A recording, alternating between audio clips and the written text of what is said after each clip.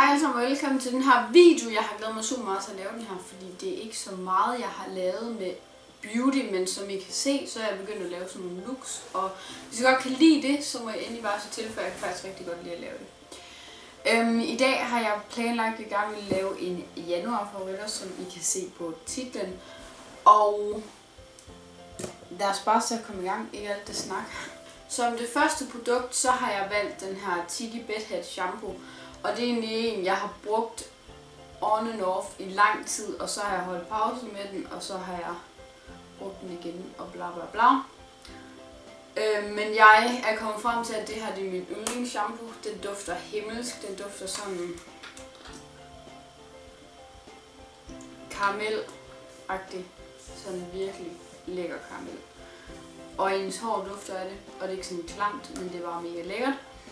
Og den hedder Color Goddess, så jeg er ked af, hvis du er blondine, men så er den ikke egnet til dit hår. Den er egnet til os brunetter, helst som farver vores hår, som ikke er særlig godt, men man kan bruge den, om man er brunette, naturlig eller ej. For mange komplimenter på mit hår ved at bruge den her. Jeg får at vide, om jeg har farvet mit hår, og det er egentlig bare den her shampoo, jeg bruger. Og jeg tror, det er derfor, fordi det fremmer ens hårfarve. Det næste produkt, eller jeg ved ikke om det er et produkt, men det er bare den her skraber fra BIC, altså BIC. Og jeg ved ikke hvad der er med dem, men det er den bedste skraber jeg nogensinde har prøvet til all around. Den er rigtig god. Næste ting igen, det er noget jeg købte i København. Der er faktisk rimelig mange ting, som jeg har købt i det her måned, som er min favorit. Den her parfume, den har jeg fået mange komplimenter på, og det er MAC Turcotique, tror jeg den hedder. Den dufter sådan meget friskt, og ikke det, man normalt vil dufte af en parfume, så den er sådan meget unik og dufter helt fantastisk. Den kan klart anbefales. Den koster vist 240 for 20 ml.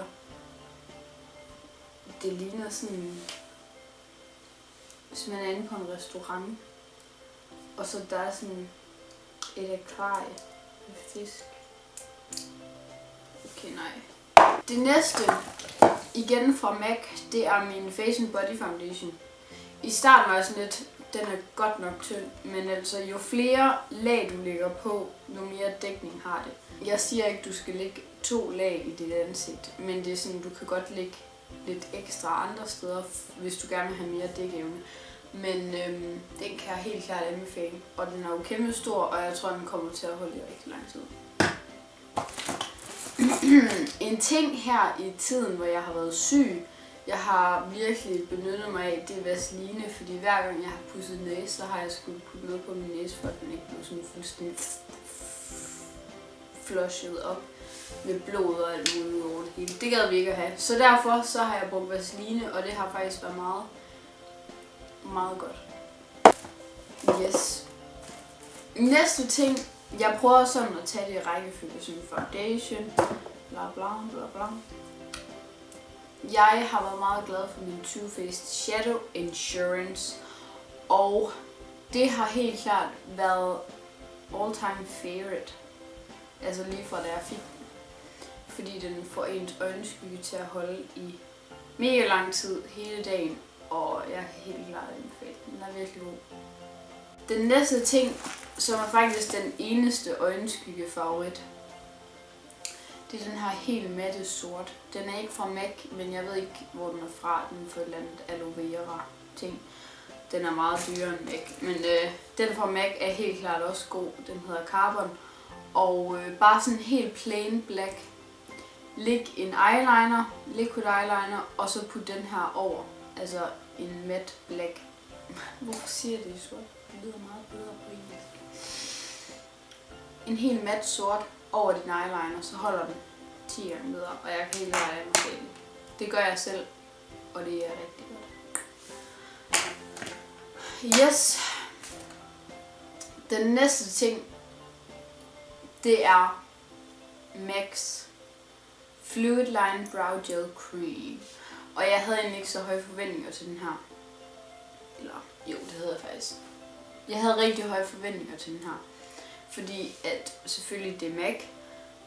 Men også fordi at inde i butikken fik jeg den lagt på, og jeg synes den var mega flot. Og så tænkte jeg, om jeg kunne gøre det samme. Og jeg synes selv, det går okay med ligesom at lære det. Jeg ved godt, at mine bryn de er meget fremtrædende. Men det er altså, det bliver sværere og sværere at se, jo tittere du tegner dem op. Og det gør man ligesom hver dag. Til sidst kan man ikke se, hvad der er naturligt, og hvad der er unaturligt, og hvad der er markeret, og hvad der ikke er markeret. Og det er pænt træls. Jeg der tegner bryn hver dag, I kender sikkert til det. Det er mega irriterende. Den her farve, det er i Deep Dark Brownet. Og den er virkelig god. Og jeg har ikke haft noget til mine øjenbryn, der var bedre end den her. Og nu har jeg haft den i snart en måned. Og man kan også godt se, at jeg bruger den, men det er ikke sådan, man tænker lige om lidt, at den bare er færdig. Den er rigtig god, og den kan klart anbefales. Husk at skrue låget på. Så er der 3 læbeprodukter. Og ja, jeg kan starte med den første, der ikke er MAC. Det er fra Benefit, og den her lipgloss.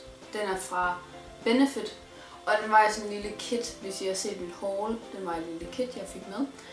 Og det jeg godt kan lide ved den her, det er, at den er utrolig blød, når den kommer på læberne. Det er ligesom Vaseline eller et eller andet mega blødt. Og jeg synes tit, at lipgloss, det kan bare blive sådan noget klamt klister, noget man ikke gider at tage på. Men det føles ligesom en læbepomade, og jeg er den på nu. Den er rar.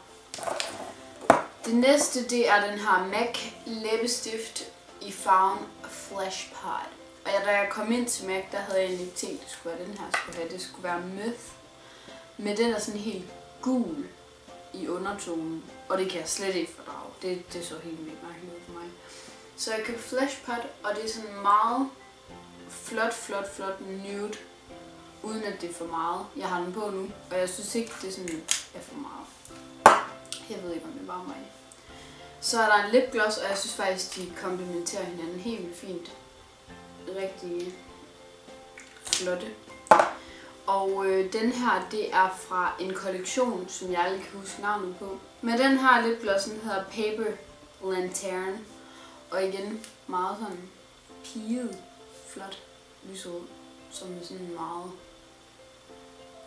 neutral. Og det er en cream sheen glass, det vil altså sige, at den er meget creme. Lidt ligesom den her. Flesh Pot, det var forresten en satin, så det vil sige, at den er mat.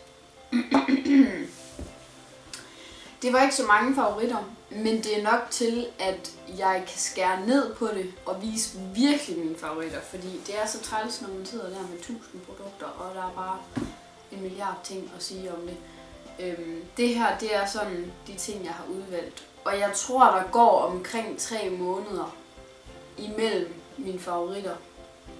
Fordi at, helt ærligt, så synes jeg ikke, man kan nå at finde nogle nye favoritter på en måned. Så meget makeup og så videre køber jeg heller ikke. Men det var faktisk det for i dag, det jeg havde at sige i dag. Og ja, jeg håber, I kunne lide den her video. Jeg har i hvert fald nydt jeres samvær. Tusind tak, fordi I gad at kigge med. Brofist Tabita.